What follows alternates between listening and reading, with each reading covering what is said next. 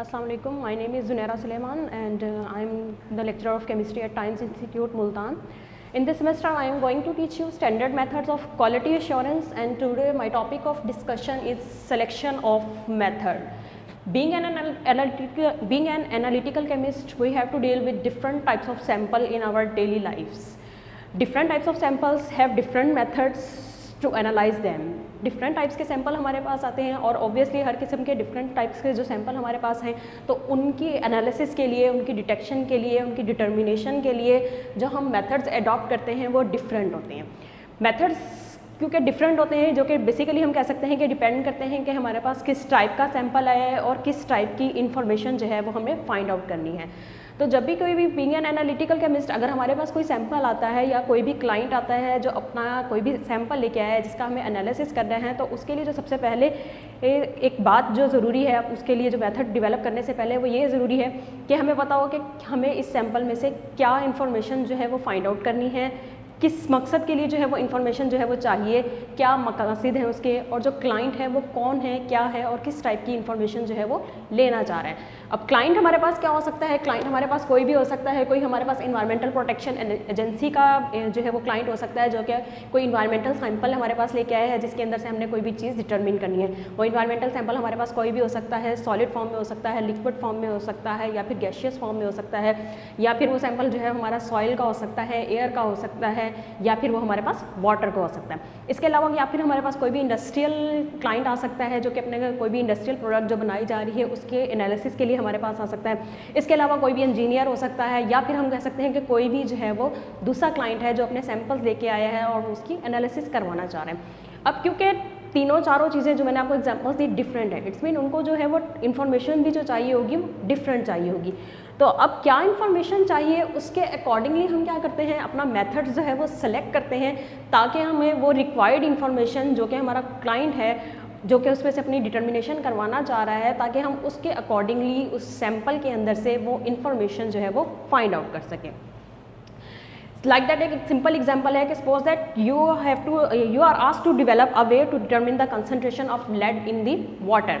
कि आपके पास कोई भी एक क्लाइंट आया है जो कि आपको कहता है कि ये वाटर का सैंपल है, इसके अंदर से आपने फाइंड आउट करनी है कि लेड की कितनी कॉन्सेंट्रेशन मौजूद है. अब लेड की कितनी कॉन्सेंट्रेशन हमने फाइंड आउट करनी है और किस सैंपल कौन सा है, हमारे पास वाटर का सैंपल है जिसमें से हमने फाइंड आउट करनी है. तो इसके लिए हम कौन सा मेथड जो है वो सिलेक्ट करेंगे वो डिपेंड करेगा कि हमारा सैंपल का साइज़ क्या है, सैंपल किस फॉर्म में मौजूद है, कितनी कौन सी इन्फॉर्मेशन हमें जो है वो चाहिए. तो उसके अकॉर्डिंगली हम सैंपल जो है मेथड जो है वो सिलेक्ट करते हैं. तो किसी इस क्वेश्चन का आंसर करने के लिए सबसे पहले तो जो ज़रूरी है कि वो हमें क्या हो कि हमें जो है वो जो 4 लेवल्स ऑफ एनालिटिकल मेथडोलॉजीज़ के जो है वो 4 लेवल्स होते हैं उनके दरमियान हमें डिफरेंस पता हो कि कौन कौन सा जो है वो एनालिटिकल मेथडोलॉजी का मेथड्स हैं और कौन सा मेथड जो है वो हम बेसिकली अपने उस सैंपल के अंदर से जो फाइंड आउट करना चाह रहे हैं उसके लिए हम अप्लाई करेंगे. बेसिकली क्या होते हैं, 4 लेवल्स ऑफ एनालिटिकल मेथडोलॉजीज़ के हैं.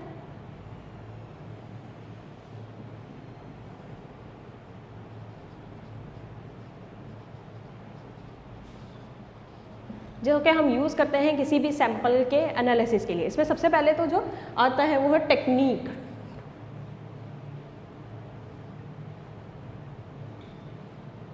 टेक्निक बेसिकली क्या है, अ केमिकल और physical principle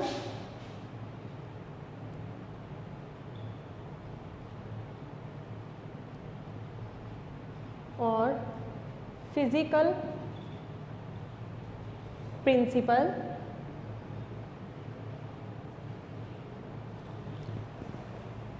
or physical principle that can be used to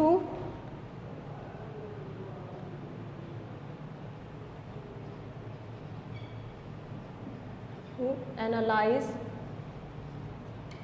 a sample.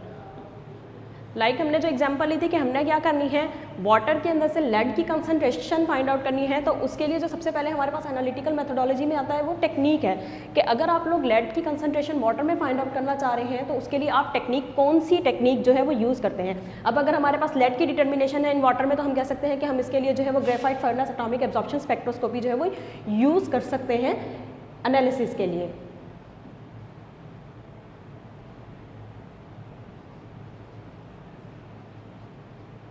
atomic absorption spectroscopy can be used for the analysis of lead in water sample, जिसके basically क्या है कि जो graphite furnace है, furnace जो है वो बेसिकली क्या करेगी, एटोमाइजेशन के अंदर जो है वो हमारी हेल्प करेगी और फिर उसकी हम एटॉमिक एब्जॉर्प्शन स्पेक्ट्रोस्कोपी के जरिए जो है वो उसकी डिटेक्शन करके और हम फाइंड आउट कर सकते हैं कि हमारे सैंपल के अंदर जो है वो लेड कितनी अमाउंट के अंदर मौजूद है। इसी तरह सेकेंड जो हमारे पास आता है वो आता है मेथड के टेक्निक। अब हमने सेलेक्ट कर ली कि अगर हमने लेड की कंसंट्रेशन वाटर सैंपल के अंदर फाइंड आउट करनी है तो उसके लिए जो हम टेक्निक यूज़ करेंगे वो हम graphite furnace atomic absorption spectroscopy use करेंगे। नेक्स्ट आ जाता है कि मेथड अब हम कौन सा अडॉप्ट करेंगे, मेथड हमारा क्या है, किस तरह से हम मेथड सिलेक्शन करते हैं। बेसिकली मेथड जो है वो डिपेंड करता है एक तो हमारे सैंपल में एज वेल एज सैंपल के साथ मैट्रिक्स कौन सा मौजूद है, इन दो चीज़ों के ऊपर जो है वो हमारे मेथड की सिलेक्शन डिपेंड करती है। लाइक अगर आपने वाटर की डिटर्मिनेशन लाइक दैट आपने अगर लेड की डिटर्मिनेशन करनी है वाटर सैंपल के लिए तो उसके लिए जो हम मेथड अडॉप्ट करेंगे वो डिफरेंट होगा। और अगर आपने जो है वो लेड की ही डिटर्मिनेशन करनी है लेकिन आपके पास जो वाटर का सैंपल जो है वो वाटर नहीं बल्कि यहाँ पे सॉइल है कि सॉइल के अंदर आपने जो है वो लेड की डिटर्मिनेशन करनी है तो उसके लिए जो हमारे पास मेथड होगा वो डिफरेंट होगा। तो मेथड को हम कैसे कह सकते हैं, is the application, method is the application of techniques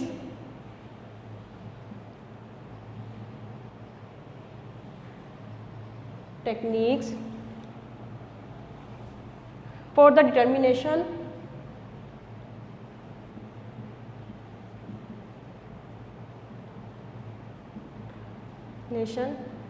of a specific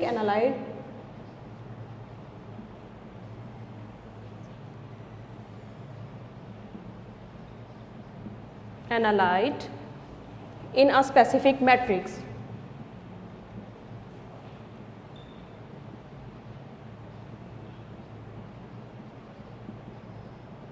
means के कि जो टेक्निक हम यूज़ कर रहे हैं उस टेक्निक के लिए हम कौन सा मेथड यूज़ करेंगे किसी भी एक स्पेसिफिक एनालाइट को स्पेसिफिक मैट्रिक्स के अंदर से डिटरमिन करने के लिए। लाइक दैट अगर आपके पास जो है वो graphite furnace atomic absorption spectroscopy आप यूज़ कर रहे हैं तो उसके लिए आपको मेथड जो है वो डिफरेंट होगा। अगर आप लेड की डिटर्मिनेशन वाटर में कर रहे हैं और उसी के लिए जो आप मेथड यूज़ करेंगे वो डिफरेंट होगा अगर आप लेड की डिटर्मिनेशन जो है वो सॉइल सैंपल के अंदर से फाइंड आउट कर रहे हैं। नेक्स्ट जो थर्ड आता है वो है प्रोसीजर। प्रोसीजर का मतलब क्या कि जो आपने मेथड सेलेक्ट किया है उस मेथड्स के करने के लिए आपके जो स्टेप्स हैं वन बाय वन स्टेप के फर्स्ट स्टेप आपका ये होगा, सेकंड स्टेप आपका ये होगा, थर्ड स्टेप ये होगा, फोर्थ स्टेप ये होगा, वो आपका प्रोसीजर का रहेगा। लाइक दैट फर्स्ट में आप जो है वो फाइंड आउट करते हैं कि आपने क्वालिटेटिव एनालिसिस करना है या क्वांटिटेटिव, फिर नेक्स्ट स्टेप आपका सैंपल्स की जो है वो कलेक्शन आ गया, फिर जो है वो सैंपल की प्रिपरेशन आ गया, उसके बाद एनालिसिस का आ गया स्टेप, उसके बाद जो है वो आपने जो भी आपके पास रिजल्ट्स आए हैं या जो भी डाटा कलेक्ट किया है उसकी इंटरप्रिटेशन का आ गया, उसकी इवैल्यूएशन का आ गया। तो वो एक मेथड को बाय यूजिंग टेक्निक आपको कौन कौन से स्टेप्स लेने पड़ते हैं उसको हम क्या कहते हैं, procedure. Basically procedure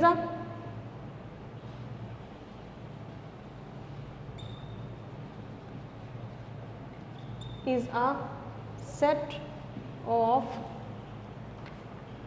written directions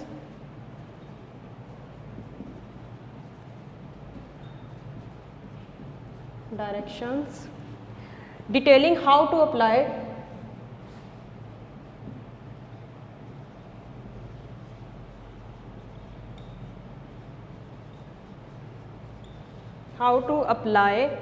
a method to a particular sample, how to apply a method to a particular sample।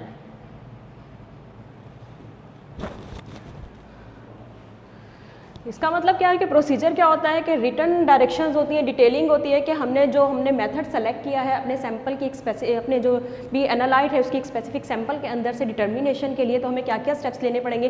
तो उसके जो हम step by step like that हम जैसे फ्लो चार्ट भी कहते हैं कि फर्स्ट स्टेप ये होगा, सेकंड स्टेप ये, थर्ड स्टेप ये, फोर्थ स्टेप ये, तो उसे हम क्या कहेंगे कि प्रोसीजर कहेंगे। And fourth one is that protocol.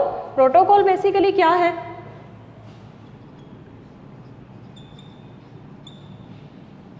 Protocol को बेसिकली क्या होता है कि जो ऑलरेडी डिज़ाइंड मेथड्स हैं, प्रोसीजर्स हैं, वैलिडेटेड हैं, अगर हम उनको यूज़ करते हैं, या फिर हम इन अदर वर्ड्स अगर मैं सिंपलेस्ट वर्ड में कहूँ कि जो हम स्टैंडर्ड प्रोसीजर्स जिनको हम कहते हैं, जो कि हमारे पास लिटरेचर के अंदर अवेलेबल हैं, अगर हम उन मेथड्स को यूज़ करते हैं तो वो हमारे क्या कहलाएगा, प्रोटोकॉल कहलाएगा। Like that a set of written guidelines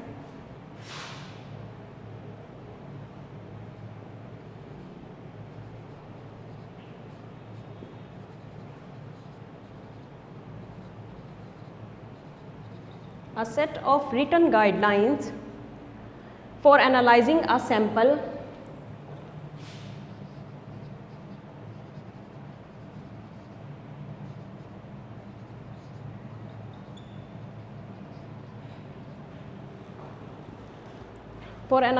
sample specified by an agency.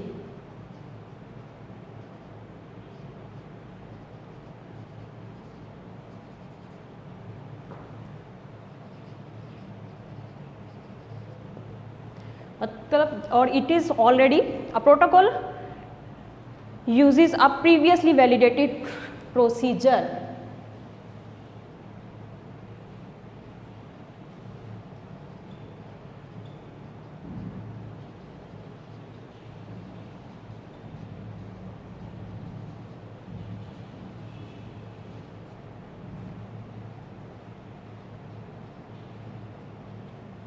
Means के प्रोटोकॉल क्या है, written a set of written guidelines है फॉर एनालाइजिंग, मतलब एक स्पेसिफिक टाइप के सैंपल को एनालाइज करने के लिए एक स्टैंडर्ड प्रोसीजर जो है, जो कि ऑलरेडी एक डेवलप किया जा चुका है और उसको वैलिडेट किया जा चुका है, उसी सेम प्रोसीजर को यूज़ करते हुए हम अपना कोई दूसरा सैंपल को एनालाइज कर लेते हैं, तो वो हमारा प्रोटोकॉल कहलाता है। बेसिकली किसी भी सैंपल को एनालाइज करने के लिए 4 एनालिटिकल मेथडोलॉजीज़ हैं जो अडॉप्ट की जाती हैं कि कौन सी टेक्निक यूज़ करनी है, आपने कौन सा मेथड अडॉप्ट करना है, फिर उस मेथड के जो प्रोसीजर्स के क्या क्या स्टेप्स होंगे, और समटाइम क्या होगा कि हम क्या करते हैं किसी भी प्रोटोकॉल को जो है, जो कि ऑलरेडी एक डिवेलप प्रोसीजर होता है, ऑलरेडी एक डिवेलप्ड ऑप्टिमाइज्ड और वैलिडेटेड प्रोसीजर होता है, जिसको हम अडॉप्ट करके क्या करते हैं अपने एक स्पेसिफिक सैंपल को जो है वो एनालाइज कर लेते हैं।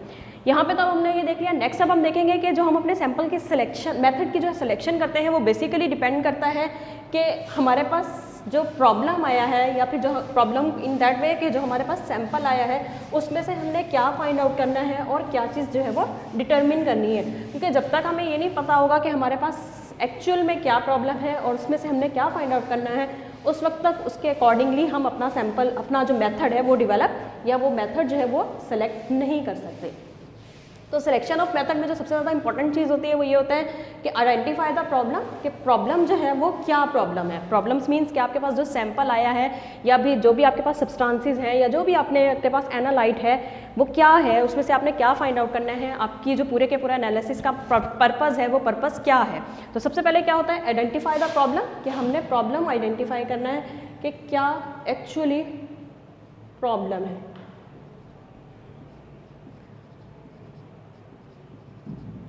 आइडेंटिफाई द प्रॉब्लम करने के लिए हमारे पास कुछ क्वेश्चंस हैं जिनका हमने देखना होता है कि क्या क्या बेसिकली एक प्रॉब्लम को आइडेंटिफाई करने के लिए हमारे पास ज़रूरी है।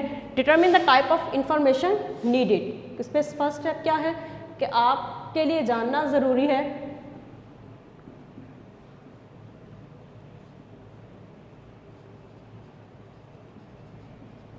Determine the type of information needed. आपको किस टाइप की इंफॉर्मेशन जो है वो उसमें से उस प्रॉब्लम में से फाइंड आउट करनी है। क्वालिटेटिव और क्वांटिटेटिव। जो आपके पास प्रॉब्लम है, प्रॉब्लम मीन आपके पास जो सैंपल आपका आया है उसका आपने क्वालिटेटिव या फिर क्वांटिटेटिव एनालिसिस करना है। क्योंकि जो हम क्वालिटेटिव एनालिसिस के लिए मेथड्स अडॉप्ट करते हैं वो डिफरेंट होते हैं, जो क्वांटिटेटिव के लिए करते हैं वो डिफरेंट होते हैं। क्वालिटेटिव मीन्स कि हमने फाइंड आउट करना है कि जो हमारे पास प्रॉब्लम है वो एक्चुअली किस वजह से प्रॉब्लम जो है वो जनरेट हो रहा है, या फिर हमने ये फाइंड आउट करना है कि जो हमारे पास सैंपल आया है उसके अंदर जो चीज़ हम फाइंड आउट करना चाह रहे हैं क्या क्या चीज़ें उसके अंदर जो है वो मौजूद हैं, तो वो हमारा क्वालिटेटिव एनालिसिस कहलाएगा। और क्वांटिटेटिव एनालिसिस मींस कि हमारे पास जो सैंपल है उसके अंदर उस स्पेसिफिक एनालाइट की कितनी कॉन्सेंट्रेशन मौजूद है वो हम क्वांटिटेटिव एनालिसिस कहेंगे। लाइक दैट आपको वाटर सैंपल दिया गया है और कहा गया है कि आपने फाइंड आउट करना है इसमें जो है वो क्या क्या कौन कौन सी चीज़ें जो है वो या ट्रेसेस जो है वो मौजूद हैं या कौन कौन सी मेटल्स मौजूद हैं, तो उसमें से फाइंड आउट करते हैं कि आप लेड मौजूद है, आर्सेनिक मौजूद है, तो वो हमारा क्वालिटेटिव एनालिसिस कहलाएगा। और अगर हम ये फाइंड आउट करते हैं कि जो लेड इसके अंदर मौजूद है वो कितनी कॉन्सेंट्रेशन के अंदर मौजूद है, तो वो हमारा क्वांटिटेटिव एनालिसिस कहलाएगा। तो डिपेंड करता है, अब दोनों के लिए प्रोसीजर्स और मेथड्स जो है ऑब्वियसली डिफरेंट होंगे, तो डिपेंड करेगा कि आपने क्वालिटेटिव एनालिसिस करना है या फिर क्वांटिटेटिव एनालिसिस करना है। नेक्स्ट है what will the information used for.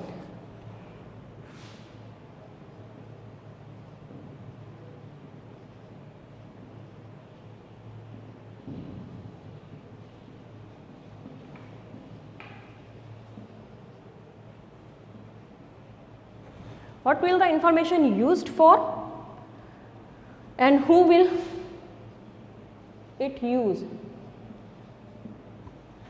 and who will use it, कि ये जो इन्फॉर्मेशन इस प्रॉब्लम से, इस सैंपल में से आएगी, वो इन्फॉर्मेशन किस मकसद के लिए यूज़ होनी है और किस पर्सन ने जो है वो यूज़ करनी है। क्योंकि जैसे है कि हमारे पास क्लाइंट्स डिफरेंट आते हैं, तो हर एक को जो है वो जो इन्फॉर्मेशन चाहिए वो डिफरेंट पर्पसेस के लिए जो है वो इन्फॉर्मेशन चाहिए, और उस इन्फॉर्मेशन को वो किस पर्पज़ के लिए यूज़ करना चाह रहा है उसको फाइंड आउट करना ज़रूरी है, ताकि हम उसके अकॉर्डिंगली अपना मेथड डेवलप करें और वो जो रिक्वायर्ड इन्फॉर्मेशन है हम वो फाइंड आउट कर सकें। क्योंकि अगर हम पूरा प्रोसीजर अडॉप्ट कर लेते हैं, पूरा मेथड यूज़ कर लेते हैं और अपनी जो है वो अपने सैंपल एनालाइज कर लेते हैं, लेकिन अगर हमारे पास जो रिक्वायर्ड इन्फॉर्मेशन है वो हमारे पास नहीं आती, तो हमारी जो पूरे का पूरी एक मेथड की सिलेक्शन है वो हम कह सकते हैं कि कोई फ्रूटफुल नहीं होगी।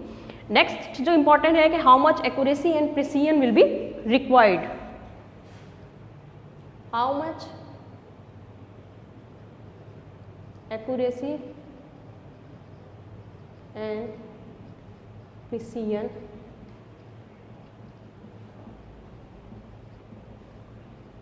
required मीन्स के जो आपके पास सैंपल है उनकी एक्यूरेसी और प्रिसीजन जो है वो किस हद तक रिक्वायर्ड है। एक्यूरेसी मीन्स का मतलब the agreement between the true and actual and true, between the measured and true value. और प्रिसीजन का मतलब क्या कि जो हम अगर एक सैंपल को जो है वो मैनी टाइम्स जो है वो एनालाइज करते हैं, तो उसकी जो डिफरेंट हमारे पास वैल्यूज़ आती हैं, उन वैल्यूज़ के दरमियान क्लोजनेस कितनी है, तो वो प्रिसीजन कहलाती है। अब अगर प्रॉब्लम के अकॉर्डिंगली हमें पता हो कि हमें कितनी एक्यूरेसी चाहिए और कितनी प्रिसीजन चाहिए, तो उसी के अकॉर्डिंगली हम अपनी टेक्निक सेलेक्ट करते हैं और उसी के अकॉर्डिंगली जो है हम अपने मेथड जो है वो अडॉप्ट करेंगे। नेक्स्ट है what is the budget. Budget is also an important.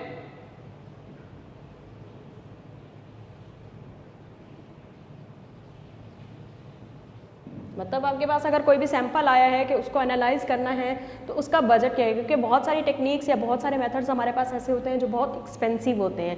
तो एक जो भी प्रॉब्लम है उसमें से क्या आइडेंटिफाई करना है, कि किस तरह से फाइंड आउट करना है, कौन सा मेथड बेस्ट रहेगा, ये सारी चीज़ें ऑब्वियसली बजट पे भी डिपेंड करनी है। जब एक दफ़ा हमने प्रॉब्लम को फाइंड आउट कर लिया कि किस तरह की इन्फॉर्मेशन चाहिए, हमें क्वालिटेटिव एनालिसिस करना है या क्वांटिटेटिव करना है, कौन सी टाइप की इन्फॉर्मेशन है जो हमें चाहिए और वो इन्फॉर्मेशन फर्दर स्टेप्स में किस पर्पज़ के लिए यूज़ होनी है, किस लेवल की हमें एक्यूरेसी चाहिए और किस लेवल की हमें प्रिसीजन चाहिए और बजट क्या है, तो उसके अकॉर्डिंगली फिर हम क्या करते हैं, नेक्स्ट अपना जो स्टेप आता है हमारा सिलेक्शन ऑफ अ मेथड की तरफ जाते हैं। सिलेक्शन ऑफ मेथड जो है वो क्या होता है और किस मकसद के लिए अब हम करते हैं, उसके लिए हमें क्या क्या चीज़ें जो है वो कंसीडर करनी होती हैं। अब हम उनको जो है वो वन बाय वन देखते हैं, क्योंकि जब हमारे पास एक सैंपल होता है तो हमारे पास ऑब्वियसली 100 बहुत सारी ऐसी टेक्निक्स हैं जिनको हम कहते हैं कि यूज़ किया जा सकता है, लेकिन ऑल दैट डिपेंड्स ऑन कि हमारा सैंपल क्या है, किस साइज़ का है, किस टाइप का है, किस फॉर्म में है, ये सारी चीज़ें मैटर करती हैं। सिलेक्शन ऑफ मेथड के लिए जो आपने कंसीडर करनी है,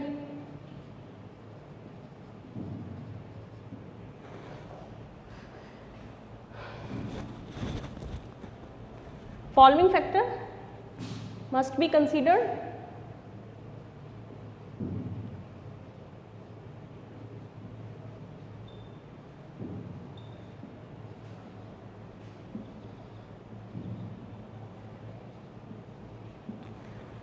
एक सैंपल के प्रॉब्लम के एनालिसिस के लिए मेथड्स के लिए कि जो हमने मेथड सेलेक्ट करना है उसके लिए लाजमी है कि कुछ फैक्टर्स होते हैं जिनको आप माइंड में रखें कि इन फैक्टर्स को माइंड में रखते हुए उसके अकॉर्डिंगली हमने अपना सेलेक्ट करना है।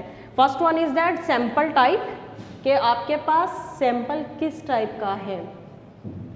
सैंपल टाइप के बहुत सारे वेज हैं जिससे हम एक्सप्लेन कर सकते हैं। सैंपल टाइप्स मीन कि आपका सैंपल जो है वो सॉलिड, लिक्विड, गैशियस फॉर्म में है, आपका सैंपल जो है वो वॉलेटाइल है या नॉन वॉलेटाइल है, आयनाइजेबल है या नॉन आयनाइजेबल है। कोई ऐसा सैंपल तो मतलब कोई ऐसा सैंपल नहीं है कि जिसके ऊपर हम कह सकते हैं कि कोई इन्वायरमेंटल फैक्टर्स जो है वो इफेक्ट कर सकते हैं। तो ये सारी चीज़ें जो हमारे सैंपल टाइप में आ जाती हैं कि क्या हमारा कोई सैंपल ऐसा है जिसको हम एज इट इज़ फॉर्म में जो है वो डिटेक्ट कर सकते हैं, या फिर हमें उसे प्रिपेयर करना पड़ेगा, किसी सूटेबल सॉल्वेंट के अंदर डिजोल्व करना पड़ेगा, या किसी और से उसकी मजीद फर्दर जो है प्रिपरेशन करनी पड़ेगी कि कोई ऐसी चीज़ें मौजूद है जिनको उससे सेपरेट करना पड़ेगा। तो मेथड की सिलेक्शन से पहले सबसे ज़्यादा जो इंपॉर्टेंट चीज़ है वो ये ज़रूरी है कि हमारे पास जो है वो सैंपल किस फॉर्म में है, कोई लिक्विड फॉर्म में है, सॉलिड में है या गैशियस फॉर्म में है, कोई वाटर सैंपल है, कोई सॉइल सैंपल है या फिर कोई एयर सैंपल है। नेक्स्ट है size of the sample. Size of the sample भी इतना ही ज़रूरी है। Size of the sample means कि आपके पास सैंपल का साइज़ क्या है। समटाइम हमारे पास साइज ऑफ सैंपल बहुत बड़ा होता है कि जिसके अंदर हम कह सकते हैं कि हमारे पास सैंपल की अमाउंट जो है वो बहुत ज़्यादा होती है और उसमें से हमने अपना रिप्रेजेंटेटिव सैंपल सेलेक्ट करना होता है। लाइक अगर मैं कहूँ कि कोई भी एक ट्रक है ग्रेन्स का कि जिसके कहा गया कि आपको इसको चेक करना है कि इसकी क्वालिटी ठीक है या नहीं। अब वो साइज ऑफ सैंपल आप देख सकते हैं कि बहुत ज़्यादा है। अब उस सैंपल में से अपना जो है हमने एक तो रिप्रेजेंटेटिव सैंपल सेलेक्ट करना है और फिर उस सैंपल को हमने एनालाइज करना है बाय यूजिंग अ मेथड। तो ऑब्वियसली जैसा जितना हमारा साइज ऑफ सैंपल होगा उसके अकॉर्डिंगली हम अपना मेथड सेलेक्ट करेंगे। माइक्रो सैंपल भी हो सकता है, मैक्रो सैंपल भी हो सकता है, large number of different samples भी हो सकते हैं। तो उस सैंपल में से अपना सैंपल सेलेक्ट करना, रिप्रेजेंटेटिव सैंपल लेना और फिर देन उसको एनालाइज करना। तो मेथड की सिलेक्शन के अंदर साइज ऑफ सैंपल जो है बहुत इंपॉर्टेंट फैक्टर है जिसको हमें कंसीडर करना ज़रूरी है। नेक्स्ट है सैंपल प्रिपरेशन नीडेड।